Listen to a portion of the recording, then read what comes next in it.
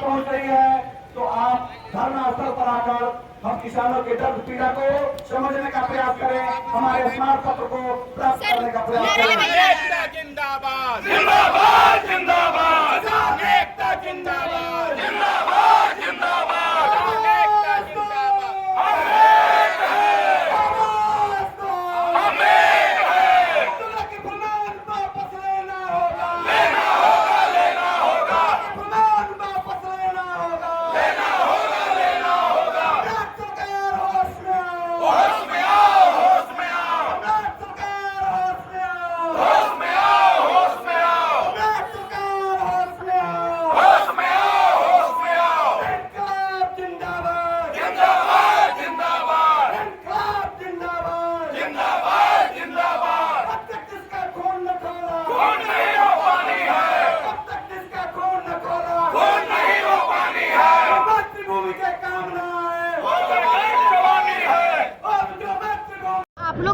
धरने पे बैठ गए हैं। सम्राट चौधरी से मुख्य मांग क्या है आप लोगों की? मुख्य मांग है हमारी पहचान को मत मिटाइए।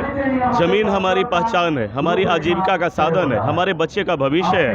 आपके शकुनी चौधरी पिताजी हैं, आपके लिए सीएम का कुर्सी अरेंज कर दिए, विधायिका अरेंज कर दिए। हम किसान हैं, हम किसान के बेटे हैं। हमारे पूर्वजों ने यही किसान हमारी विरासत में दिए, यही ज़मीन हमारे विरासत में दी है। हम गंगा के मैदानी भाग में, हम एशिया का सबसे उपजाऊ ज़मीन हमारे पास है। हम किसान सभी का पेट भरते हैं। मेरे पास विरासत में ये किसान, ये ज़मीन के अलावा कुछ नहीं है। आपसे नम्र निवेदन है, आप अडानी अंबानी की दलाली करना बंद कीजिए, हम किसानों पर अत्याचार करना बंद कीजिए, हम किसानों का पहचान बंद। आगे रणनीति क्या है आपकी? आगे रणनीति है, हम सभी 12 सैटेलाइट सिटी के शहर का जो भी किसान लोग हैं 10,000 से लेके 1 लाख तक के बीच में सम्राट चौधरी का घेराव करेंगे। पूरे पटना को जाम कर देंगे।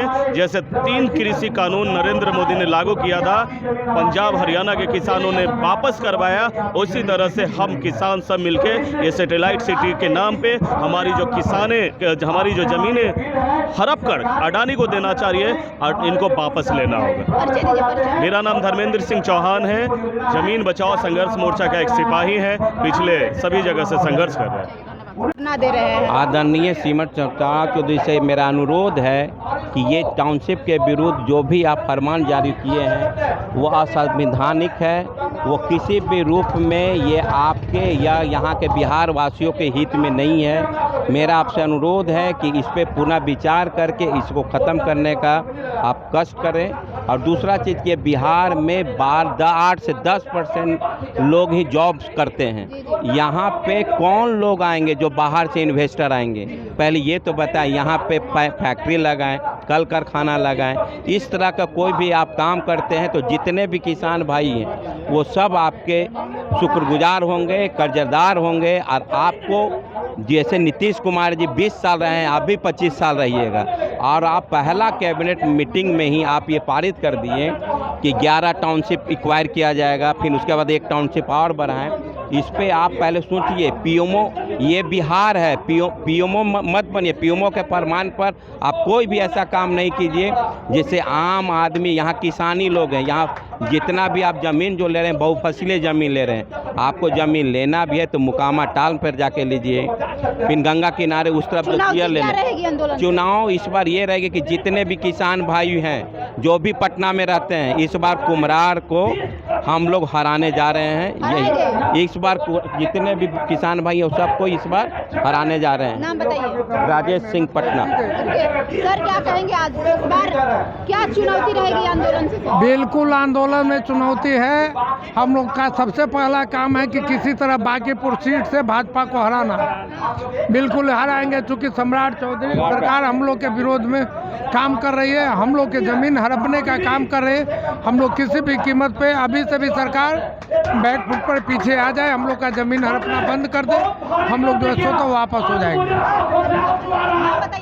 संजय कुमार सिंह, एकौना पंचायत, पुनपुन। और हम लोग का एक नारा भी है, जान दे देंगे ज़मीन नहीं देंगे। और अंडरस्टूड है, सरकार ये भी समझे कि यहाँ जो भी पुनपुन प्रखंड के, पटना प्रखंड के जितने भी लोग हैं, यहाँ एक तरह से जो आवास बोर्ड कर रहा था कि हम ज़मीन लेंगे, पैसा देंगे। फिर सम्राट चौधरी ने ये भी बोला था सोनपुर पे जाकर कि जिनको भी पैसा की ज़रूरत हो, नीड हो, वो जाके डीएम के यहाँ जाएं और आवेदन दे, पैसा लें।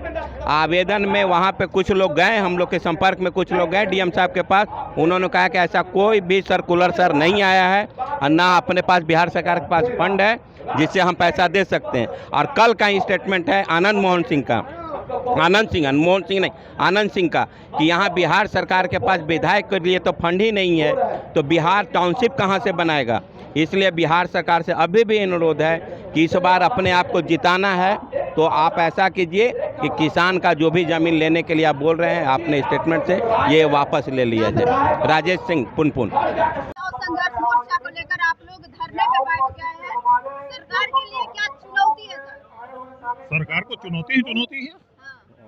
सरकार के हर नीति का विरोध हम लोग कर रहे हैं और उन्होंने जो अपने तरीके से मनमानी ढंग से ये ले आया है पाटलिपुत्र सैटेलाइट टाउनशिप का योजना, जो सरकार के उद्योगपतियों का, जो सरकार को नियंत्रित करती है, जिन उद्योगपतियों के द्वारा नियंत्रित होती है, उनके हितों की रक्षा के लिए आया है। कि जनता के हित का रक्षा के लिए थोड़े टाउनशिप है। हमारा टाउनशिप का कौन सा उपयोग है?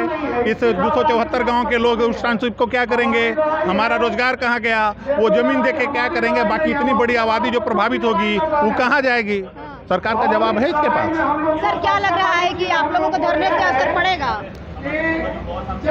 ये जन जागृति है। सरकार को 5 साल में इसी दरबार में आना है, इसी न्यायालय में आना है और इस न्यायालय का जो न्याय होता है, लोग अर्थ से फर्श पर और फर्श से अर्थ पर चले जाते हैं। आगे की रणनीति क्या रहेगी? अभी तो हम लोग सब जितने भी प्रभावित अंचल हैं वहाँ धरना का कार्यक्रम हो चुका है। किसानों में जागृति है। अभी खेती उती का समय चल रहा है, क्या है कि हमारा मुख्य जो आबादी है वो खेती पर निर्भर है, तो किसान और मजदूर अभी उस काम में इंगेज हैं। जब ये खत्म होगा उसके बाद सरकार के विरुद्ध बड़ा प्रदर्शन, हाँ, पीछे तो हटने जा रहा है, निरंतर प्रयास जारी। सरकार को गिराना भी तो बड़ी बात है। क्या लगता है कि 29 में सरकार बन जाए? अभी आप ये जितना भी प्रदर्शन में लोग हैं, जो प्रभावित लोग हैं, वो बीजेपी का कोर वोटर रहा है और एक बड़ी आबादी कोर वोटर का जब वापस जाएगा दूसरे तरफ तो इनकी सरकार कहाँ रहेगी? कितने सीटें आएंगी? बड़ा मैसेज दे रहे हैं आप केवल 1-2 उद्योगपतियों को दे के, एक बड़ी आबादी उद्योगपति एक वोट देता है, जितना उसका अधिकार है जितना मेरा अधिकार है, और इतना बड़ा 11-12 सैटेलाइट सिटी, अब तो बड़ा होना हो गया ना सासाराम में, डेहरी में, इतना बड़ा लोग अगर एक प्रदेश में इतना खिलाफ सरकार का देगा तो सरकार में जब सीटें कम जाएगी, बिहार में शून्य पर आ जाएगी, तो केंद्र की सरकार कहाँ जाएगी और बिहार की सरकार कहाँ जाएगी? धनंजय मधु नाम है हमारा। हाँ।